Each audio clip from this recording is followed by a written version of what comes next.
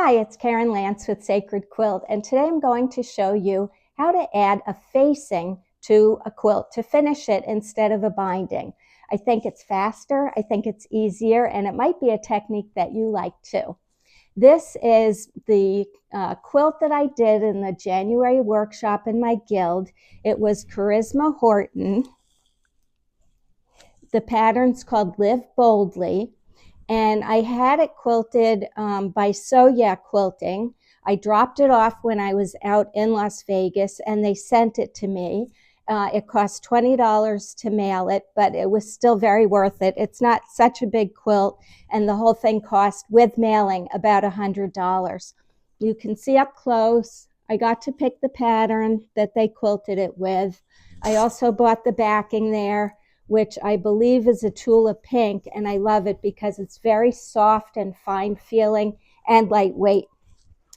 One thing I experimented with was doing my own quilting over their quilting, because I chose fabrics that aren't super high contrast, and so I wasn't getting a lot of credit for the star. So that's why I outlined the stars, and I'll show you a bigger picture of it. You could see that the stars do stand out just a little bit more with the quilting, which is what I wanted. So I'm going to take my directions from my book, because it's always good to have a reminder. And this is on page 72. It's an alternative to binding. And the first thing to do, 4 sides. Cut 2 strips, 3.5 inches times the length of the sides, including the seam allowances, as they are on the quilt now, not the finished side length. So it's really end to end on the sides. And what I'm actually going to do is I'm going to sew it on. It's a facing, so I'm sewing it to the front side of the quilt, and I can actually let the ends extend off of the facing, and then I can trim it when I'm done sewing it, and that way I know it's exact. Also, I'm using a walking foot. It's better control when you're going through all the layers. And I'm going to look at this from the wrong side of the quilt. So I'm sewing it looking at it this way. I'm also sewing it with a 1/4 inch seam allowance. I also like to sew it where my needle stays in the fabric when I stop. So in case I have to turn and talk to somebody or stop sewing in the middle, it's holding it right where it was. It won't shift around. Okay, so my 2 sides are on, each one, and you can see it's nice and square at the top. And the next thing I'm going to do before I add the top and the bottom is I want to add what my teacher in school called an edge stitch or a crack stitch, and that's to get the facing to stay nicely. And I'm thinking I'm going to sew through all the layers, but I'm going to give it 2 inches on the ends where I don't sew it, so that it can still turn nicely. But I'm going to sew it through all the layers, the seam allowance and the facing, and that way when I go to turn it, it grabs it better and it keeps it staying to the back, and it makes it nice and flat on the edges. So I'm going to try that next. Okay, so my sides are now sewn on.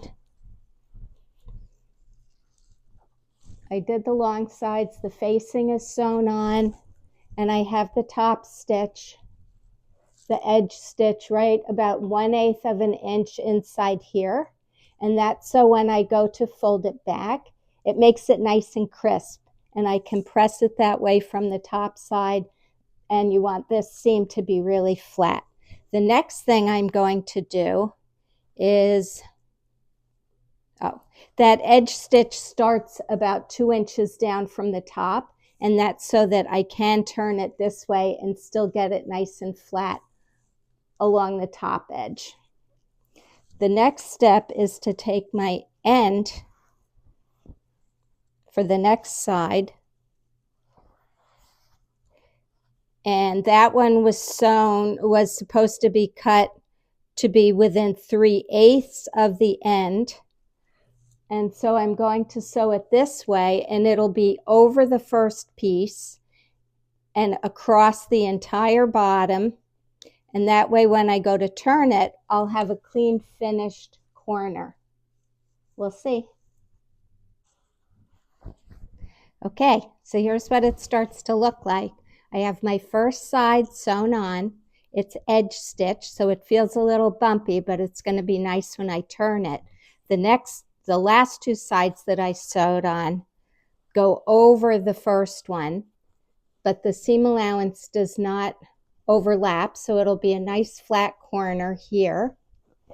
And then I'm going to edge stitch this one, so this also turns very nice and crisply. And then at the end of that, I can trim the corner and turn this whole thing,